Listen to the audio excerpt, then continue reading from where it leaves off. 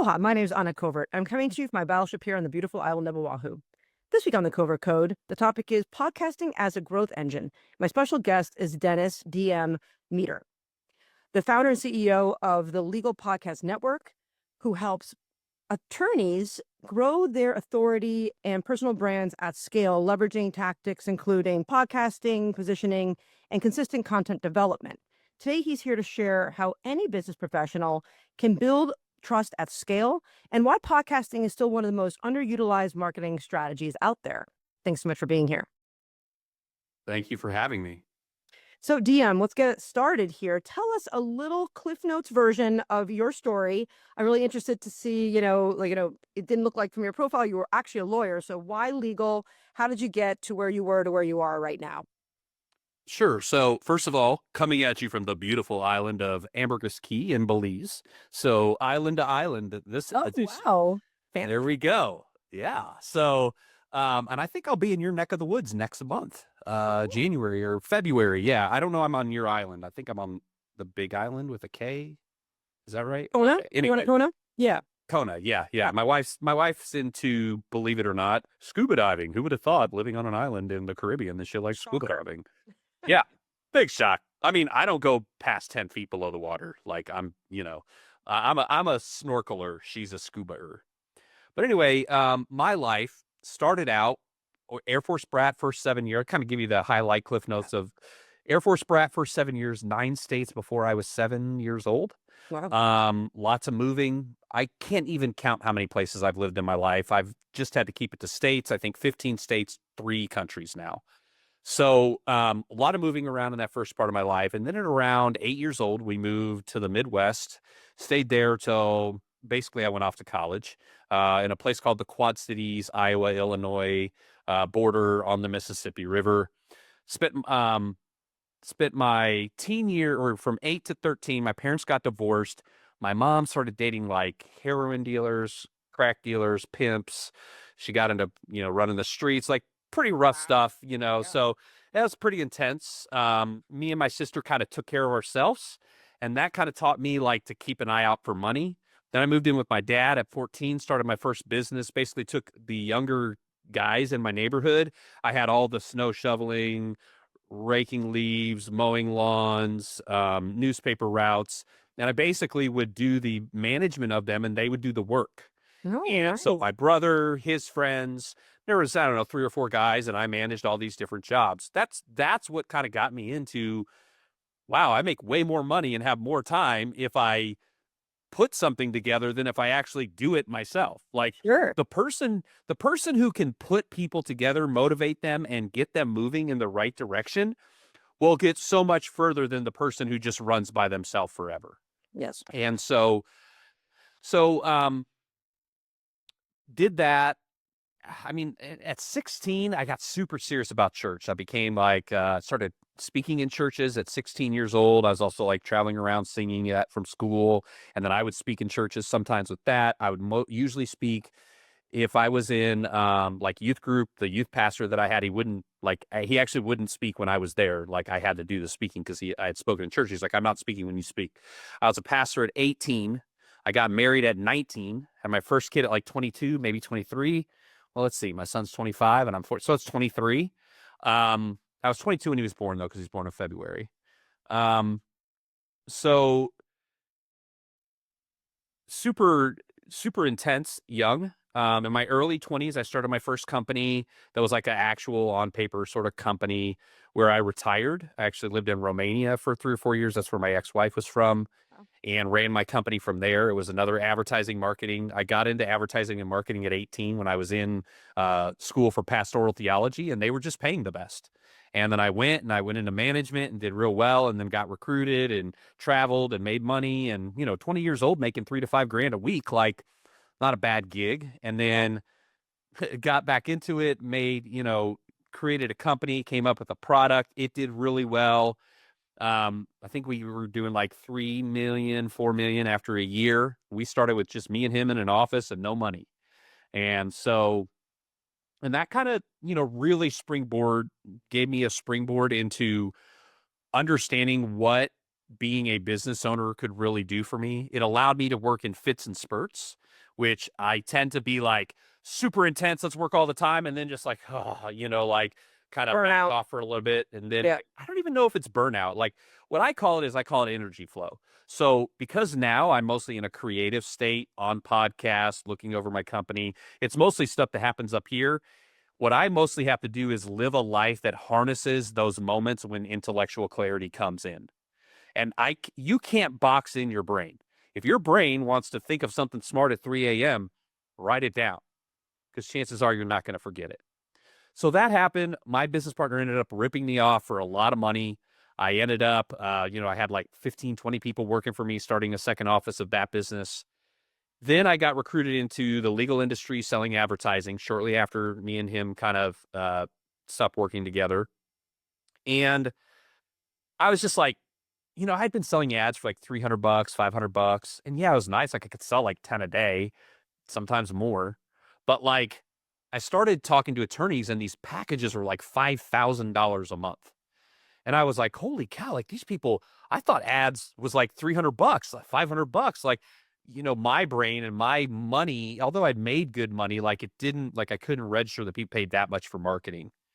And then I started like talking to attorneys, like, again, started doing very well. And what I found with attorneys and why I've worked with them for over 20 years, not exclusively, but primarily, is they live in a place of logic.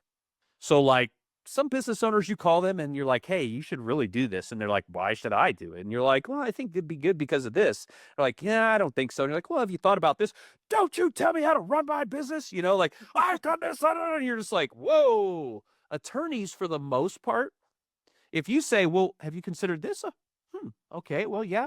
Well, if you consider, and you could have like a logical back and forth dialogue. And Sure. Makes sense. you know what I mean? Like, and Yeah. so for me, it's like I didn't have to like use sleazy sales tactics, playbooks, blah, blah, blah. I just literally could be like, what's the product? Okay, how does this benefit them? Okay, let me go have a conversation now. And so that's why I've worked with attorneys. It's been a personality fit. I was the kid who everyone's like, you should be a lawyer when you grow up. My socioeconomic situation didn't even make that an option. So maybe I'm just vicariously living through them. I don't know, but I enjoy working with them. Yeah, it makes a lot of sense. Thanks for that story. What an interesting background you've had. Lived it every day up until Yeah. this one and So, plan on living several more of them.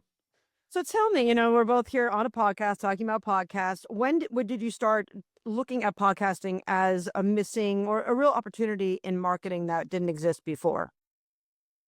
So in 2019, I did a podcast about Austin, Texas, and it was kind of just it was a passion project. Spent a lot of money, made none, but came out with a good product, met some really cool, fun people, made some good friends. And what I noticed is like I had so much of an impact just by upping my production like quality. So like everybody was just, like doing podcasts in their garage and doing a podcast, set up in like a closet or whatever. And what I did is, and again, I'm not criticizing that. I'm just saying Where are you I right saved now? myself a. Before you answer that, where are you right now? Is that a real background? Yeah, that's a 75-inch TV. It's a TV behind you. Wow. Yes. And and around it is it because it looks real. I mean, is it like fabricated or is it a real background? That's TV. It's, And then that's it's the ground and the real windows and everything. no, that's that No. whole thing behind is a TV behind me. TV behind you. Okay, yeah. I was gonna say it looks Yeah. really like very amazing.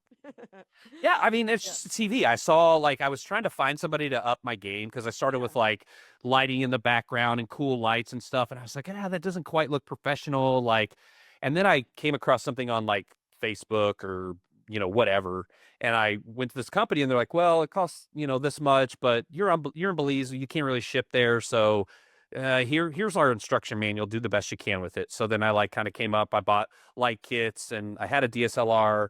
Bought it. Yeah, so I bought lights, DSLR. I've got a standing desk. I've got this microphone, and just built a 10x10 pod. I call it a podfist. Interesting. I think everyone has a podfist now. The term hasn't caught on yet, but it will. Um, so yeah, I mean, having higher production value just it made like I had my choice of guests. Like, you know what I mean? It set my podcast apart. Yeah. And so then I kind of planted that in the back of my mind. And then over the next years, up until 23, I had another agency that we did SEO content, positioning for lawyers, but it was, website content focused. And we had done a podcast promotion because we would do like a book for them every once in a while, like an authority book on top of their website content. And then like every once in a while, we'd have like, we're going to take that book and we're going to do like an audio book out of it for no additional cost. And then we're going to do a podcast when we just take the chapters and, then slice it up different. And so when we did that, like people were like, I get a podcast. And like, they just moved on that podcast. And I told my partner, I was like, that moves. And he's like, I think it was a lot of work on the back end. So he didn't like it that much.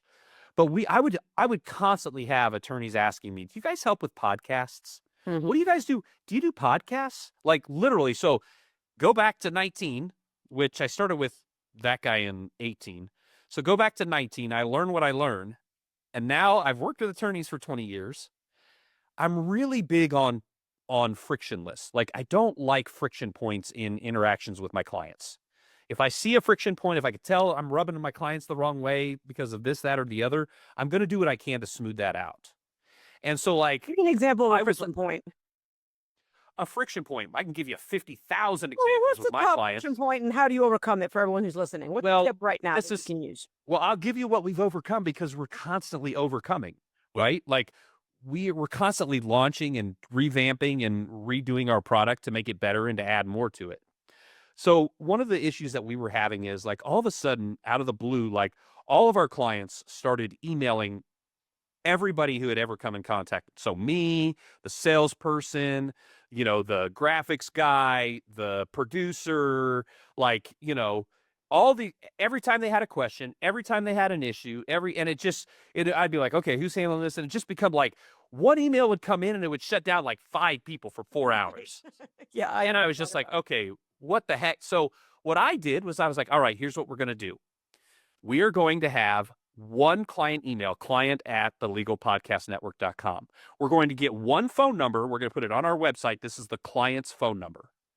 Every client who calls or emails, we now triage. I have one person who mans that email and phone, and they just triage, and then they either handle the stuff that could be handled right away. Oh, I just need to see a proof. Okay, here you go. Boom. Or if their client success person needs to meet with them, then they forward it to client success. Hey, you need to deal with this, blah, blah, blah. And so now I don't get those emails. No one gets the emails except for that team. That's a really good idea.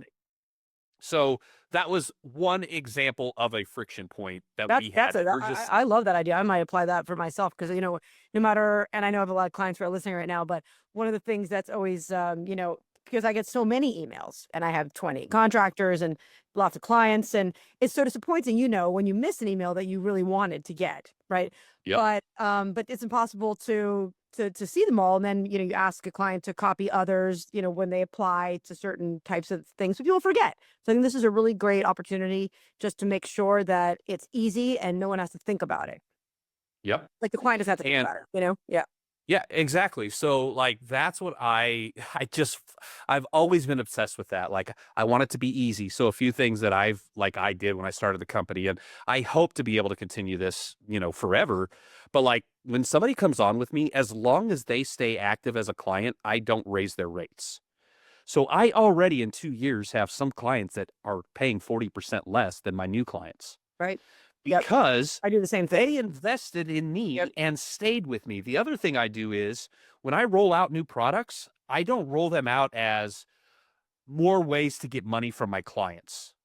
So for example, in January, so right now we do the podcast at the center, and then that becomes the ecosystem of their marketing. So we create 30 pieces of content from one podcast, 10 video clip shorts and reels, 10 audiograms, and 10 static ads. We take those 30 pieces of content per episode and we distribute for them on up to 10 social media outlets, not just Instagram, Facebook, LinkedIn, but things like Threads, Blue Sky, Twitter X, Pinterest, Twitch. There's like Google My Business GMB, and there's one more that I'm just not thinking of off the top of my head. TikTok, duh. So now, we started off like, okay, you do the video, you get 3 pieces of content. You can put one out before, then it comes out, then you can put it out after, or right when it comes out, and then you can put one out after. Now, the same person that was with me then that paid for 3 pieces of content is now getting 30 pieces of content. Wow. When they were placing it, now we're placing it for them. So we're doing podcasting, we're doing social media. Then we also take the QA sessions and develop it into website content. We take the transcript. I have 2 full-time writers and content developers. One girl's in Atlanta, one lady's in DFW. And, they make good structured content out of it. And then we have someone on our team that all they do is upload the content to my clients' websites. Now, some of them, we just send it to somebody in a marketing agency and they do it for them. But so I added those things. Now in January, we're launching what we're calling LPN Eco, like for an ecosystem. We're adding what we're calling the 4th screen, which is television. So we have 2 apps that we are in the process of finishing up now that are TV apps like Netflix. You download them from Amazon, Roku, So connected to CTV, connected TV or OTT, over the top television. It's not, it's not over the top because isn't over the top mostly. Well, over the top. So there's so everyone who's listening, because I specialize in digital advertising, right, and wrote a book about it and whatnot that Forbes published, and it's a bestseller. Okay, baby, you know more than me. Go ahead. I do. No more. I get it. I get there. So connected television means that there's a device. So let's say you have that big smart TV behind you. It's a smart television. Now, if you connect it with a Roku, a Fire Stick, a Xbox, and then you're on your Roku to get Netflix or to watch Amazon, that's connected television. It's a device that's connected, but you don't have to do that. You could go right to your smart television and you could download the app, right? You could stream it, or you could go on your iPhone and you could go to Netflix. You could go either to the app or to the internet and log in on your iPad. So that's called OTT, or over the top TV. Right. Gotcha. Action. So they're 2 different complete ad networks. And when I do remarketing, which I'm a specialist in, so if you go to my website, I will cyber stalk you all over the internet, including television, including radio. And for everyone who's listening, if you want to test it out, I'm only spending $300 a month on what you'll witness, which is pretty intense. So it doesn't have to be expensive. It's really leveraging what you're talking about, is what network can you create? How do you use your website as the source of truth and to drive that pixel population? That's what we call it. Which really means the users go to your website, we add them to a pixel pool, and now we're following them, not just with display, but all the way to their televisions, to pre-roll video, which is on the internet, even podcast sponsorships on radio, streaming, and things like that. So you're going to be adding that into your plethora of options. Yes, and we're also doing a matching service. We're doing basically like white glove over the top of another service that we use, maybe 2, but I'm going to take a person who then cultivates and is like, okay, you get 3 recommendations a month, or you get kind of like that. How was that? Kind of like what we met on that. Yeah, like Podmatch. I actually Podmatch. Podmatch or Matchmaker, one of the 2. Matchmaker. I think Matchmaker is the one I'm using. I don't think I've used Podmatch before yet.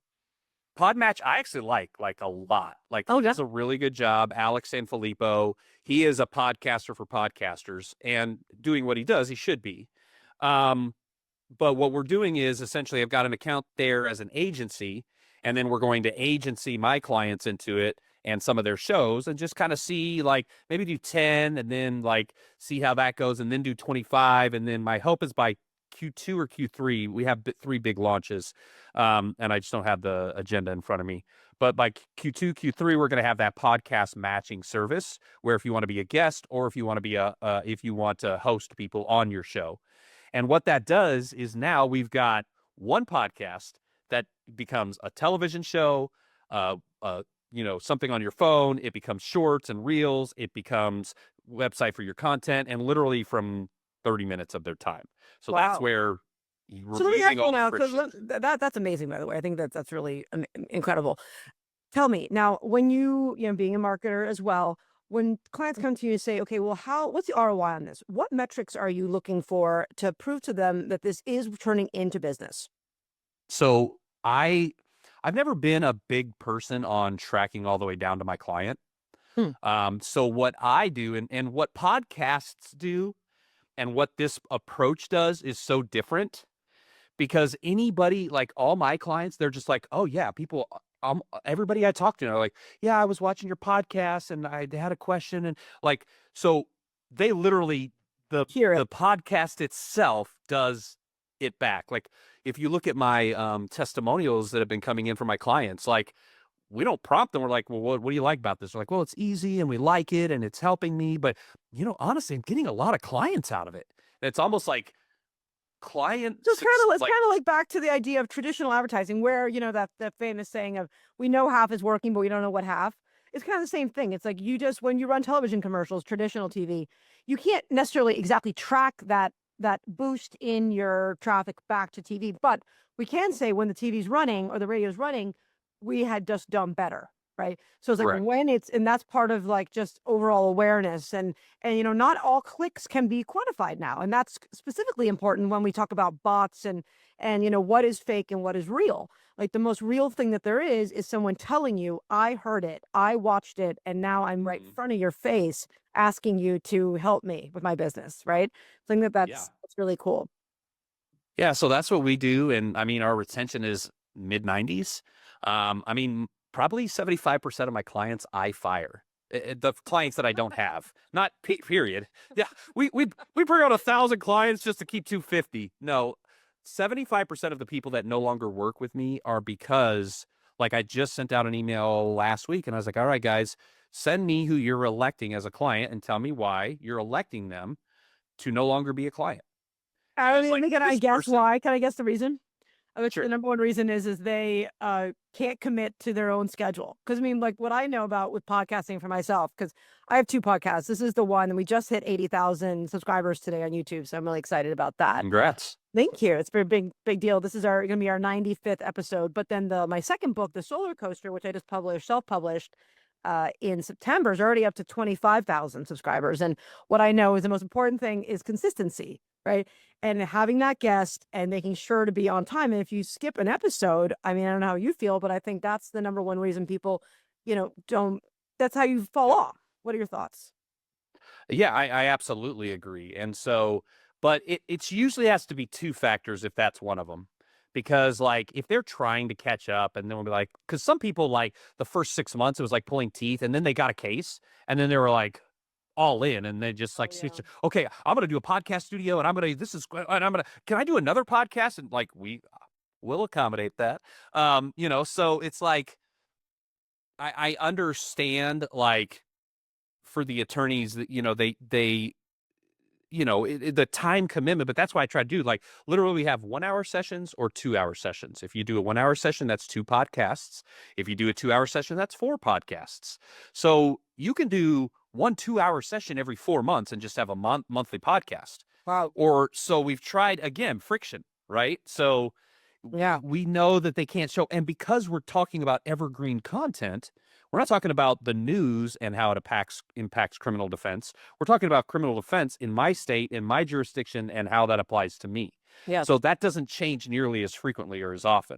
Right. So we're able to we can bank content. Like one of the things that we've had recently, and I just talked about this on a show that I did the other day, we've been noticing we have not a ton, but like 10% of our clients. So we went to like a weekly email that on Monday they get like, here's your podcast, the last podcast that was, the last podcast that went out. Here's the next podcast that's going out on this date. Here's when you should shoot your next podcast. Click on here. Here's your, stats and data for the week. Here's your marketing you need to approve so that we can post it next week for you. Like just kind of a 5 things on Monday morning, get it done in 15 minutes and then off to the side. But what we've noticed is, so before we were just like, it was like herding cats. We were just like grabbing cats and picking them up. And then they were like turning around and scratching at them, So like we were doing that before and it didn't work very well. And my team was getting all scratched up. So I was like, okay, what are we going to do? And so we did that. We did, to get them in. Now, you know what our problem is? We have 20 clients who have more episodes than they paid for. Shot in the bank, ready to go. So we're fixing that, but like, I love good problem, bad problems. That's a good problem, right? So what is it? You didn't finish though. So what is your number one reason for firing a client? I didn't get the end of that. If they treat my people poorly, If Yes. they're rude to my people, if my CS team reaches out to them and, they're like, hey, yeah, I'll get that to you next week. And then they call next week and they're like, blah, blah, blah, blah. I'm like, okay, just note it. Just Yep. note it. They're not treating you like that. No. If they Agree. treat production bad, if they treat my producer or my host or my CS or my graphics people, and there's just certain people, like we have one guy, I fired him 3 times and I've let him back in. I won't say who he is or where he is, but let's just say he's in a section of the country where it is known for being aggressive. Mm-hmm. And he is a personal injury lawyer, if you know much about them. Yeah. They are also not known for being soft little, people. Right. So he's kind of the there was one other thing about him because I said he's the trifecta of mean. Got a temper, it sounds like. Yeah. Yeah. So every once in a while, like me or somebody on our team will just get this email. Oh, no, you're not today. This isn't working. And I'm like, you just told me that when we talked 2 months ago that you've gotten 8 huge cases in 7 months out of this and that you're getting more each month. Like, I know that, but like, he's one of those people that can't see the forest for the trees sometimes. Right. And so he just kind of reacts in that moment. And so like the second time he did it, I was like, listen, my man, like you need, like, we're done. And he's like, well, no, I can't, I got to have this. And I'm like, then you better start treating my team right. And you better stop reacting and sending off a bunch of emails when you're mad because you had a bad day. We are not your punching bag. And he's like, and this is what most people don't understand about like working with people. Like you can have real, honest, sincere conversations that are not easy if you're honest and sincere when you have them. Well, and my recommendation to everyone's listening is, write the email you want to write and then stop yourself and put it into chat, PGT, and say, edit this, because it will come back to you with, like the nice version of what you're trying to say and like really help you. I think that's one of the reasons I think AI now is really can help people, right? I don't know if you've ever used it, but to switch it up a little bit, I got 2 questions for you. So the first one is, are you using what kind of technology are you using to support this content development? Are you using specific types of programs that are cutting reels together? What are your go-to tools? So when I started this, I was like, you know what? I'm going to be AI forward. I'm going to be all about like staying ahead of the curve with marketing and just staying.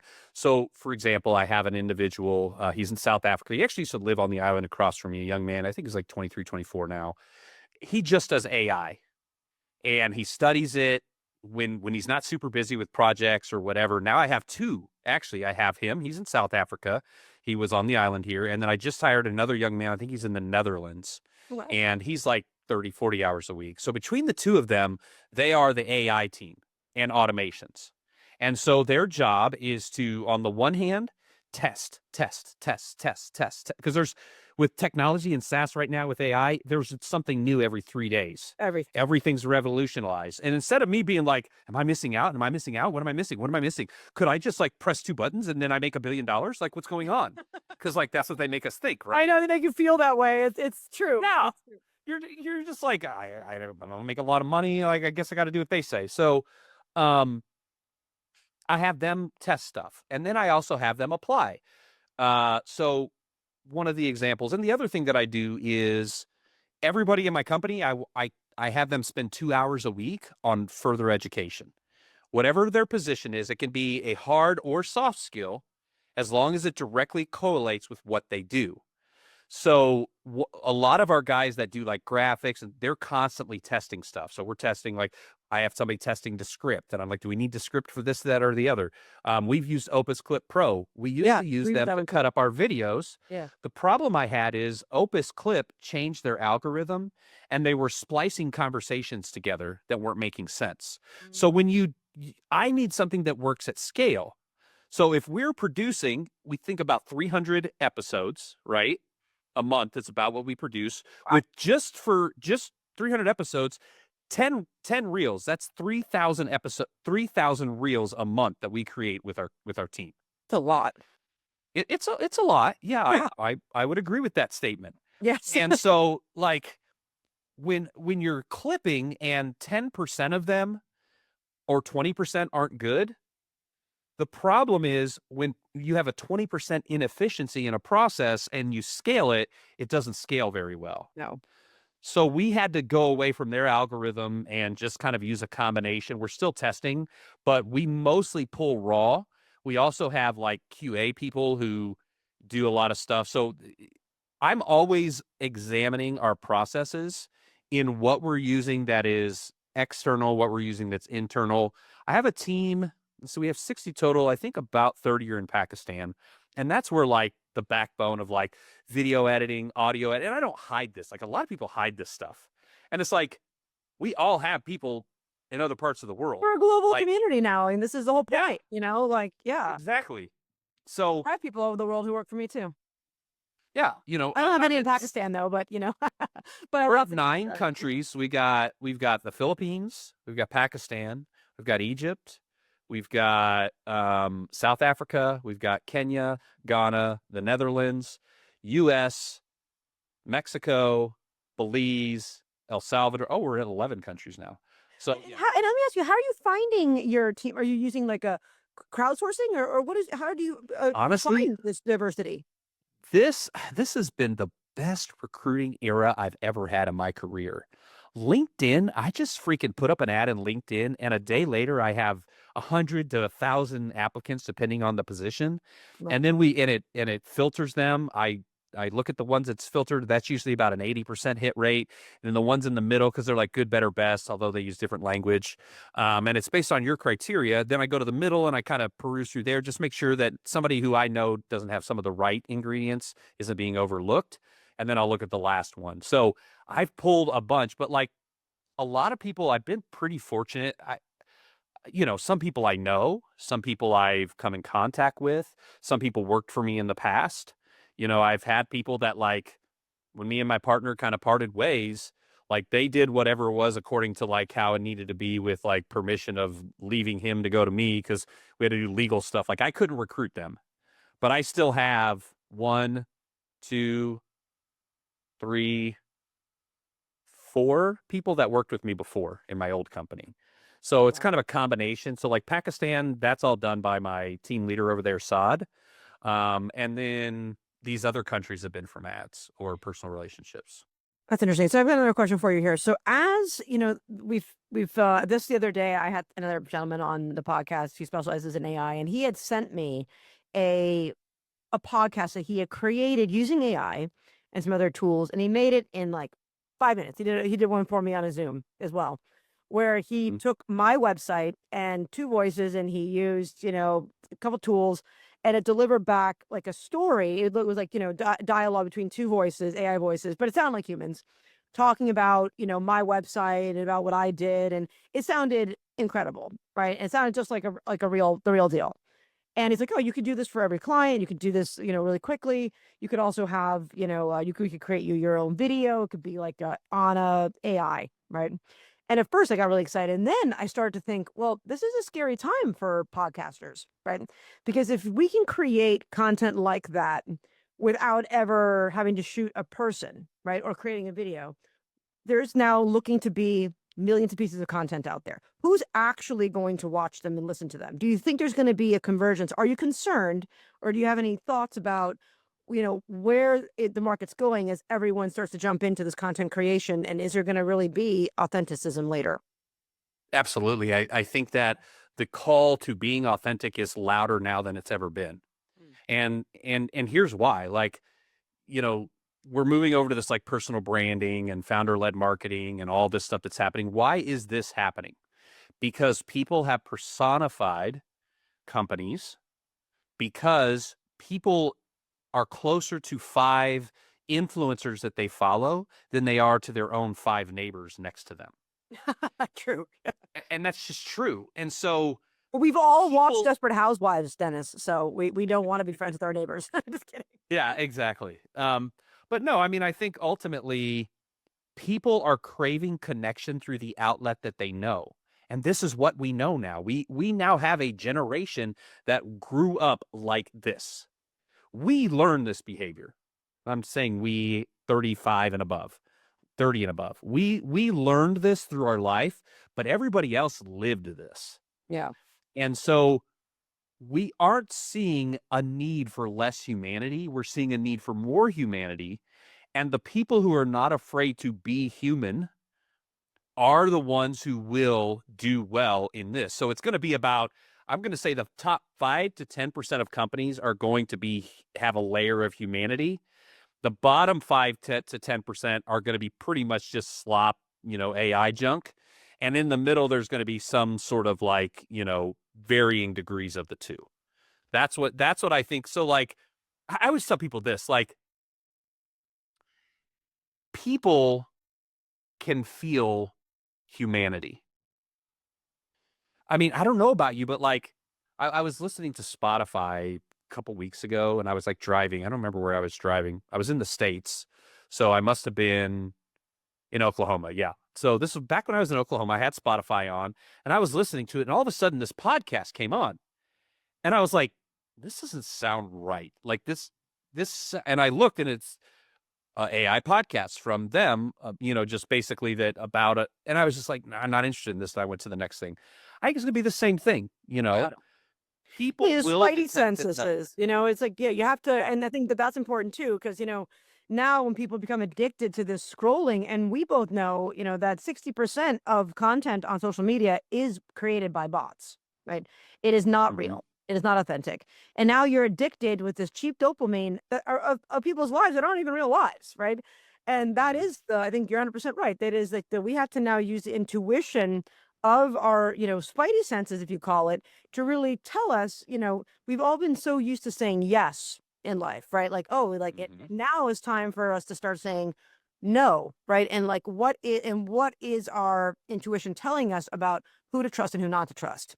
And these are one of the ways that you can do that, right? Through consistent podcasting and authority building through tools that are really out. Well, and I think there's other, I mean, authenticity, and I know it's like, it's such a trite word now, but it really is like being real. I'm just going to start saying being real because authenticity is like a catchword in our industry right now.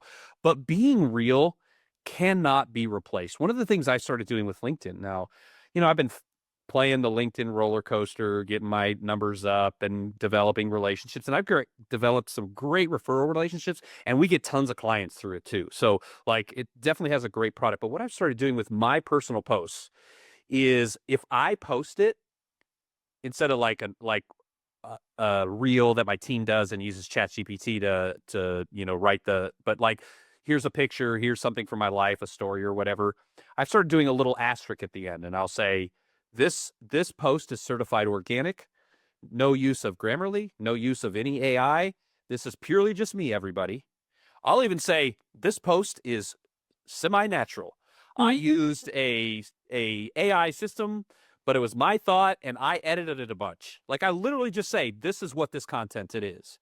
Then below that I used to put pick for reach. It couldn't possibly be that my wife likes it when I put up a picture of the two of us together and it gets me brownie points.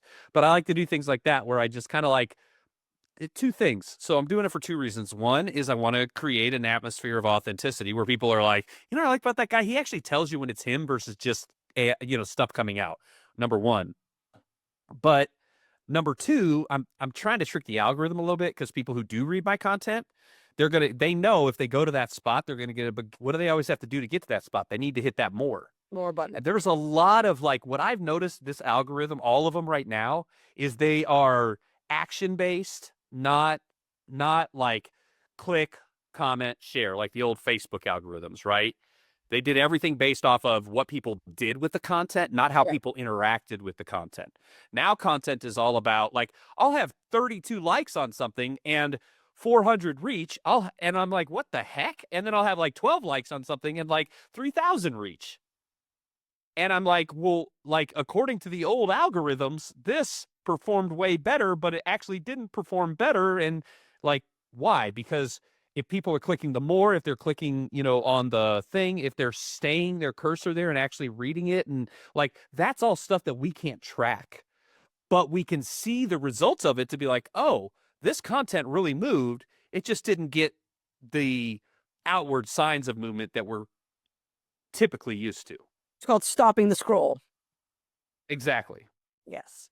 Awesome. Well, this has been really interesting. What do you have any final tips for anyone or who's listening who might want to get into the podcast industry or expand their Uh, roots with podcasting? if they're looking to expand their reach, what I always tell people is where you start is where you want to end, which is your client. Who is the client? What is their demographic? What are they like? What is their age? What do they face? Because the more you know where you want to go, the more you can build backwards from that. And I love the illustration of the the maze that you used to get where you had to like kind of go around on the page. Yeah, Easiest way to beat it would be what? go from the back way into the front. Exactly. Start Yep. from the end. And all I'm telling people to do now is like, just start your marketing there. Most people start their marketing internally. I am a lawyer for 27 years. I went to Harvard and then I was on a this and I tried this case in 1993 and everyone's like, "So?" But when they come to a site or they come and interact with digitally with an attorney and the attorney's like, "Okay, what's the problem?" Oh, you have your third DUI? Well, here's a 20-minute video. Here's three things you really need to know about that. And then you watch it and you're like, oh wow. Oh, okay, I'll do that. Man, then contact him. Okay, well, of course I got to contact him. But like now there's clarity. So build your marketing from where you want to go and build backwards instead of the other way around. That's a great tip. So, how can people get a hold of you? Um, well, they can come visit me on my island, but if they don't do that, then they can LinkedIn is a great place. That's pretty much where I try to be my most, with a filter of the fact that I'm in business. And then the legalpodcastnetwork.com is another place. If you're interested in what we're doing, if this is in 26, then you should be able to drill down, and we're 27 or onwards forever because we're making evergreen content right now, Anna. Hey. Uh, so we have the Authority Podcast Network and the Expert Podcast Network coming as well. So chances are, if you're a professional who really wants to um, be separate from your competitors because of what you know versus like what you've done, then we can help you with that. Awesome. Well, thank you so much for being here. And for all my listeners, please join me next week as I interview another industry expert in topics to help you succeed on and offline. Big mahalo. Just today, we reached a little over 80,000 subscribers on YouTube. And that is because of you and your aloha. So continue to subscribe and share this content with your friends and family so that I can continue to have great guests like Dennis here on the show to provide their insights and help us all elevate our brands. I will see you next week in the Pixels. Aloha.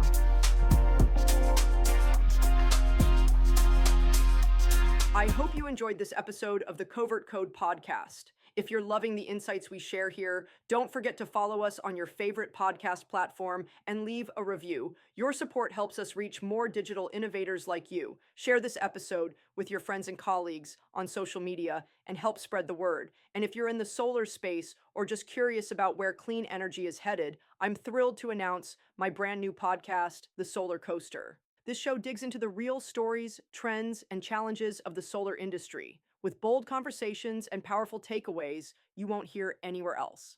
Follow the Solar Coaster now so you don't miss a single episode. Thanks for tuning in. See you in the Pixels. Aloha.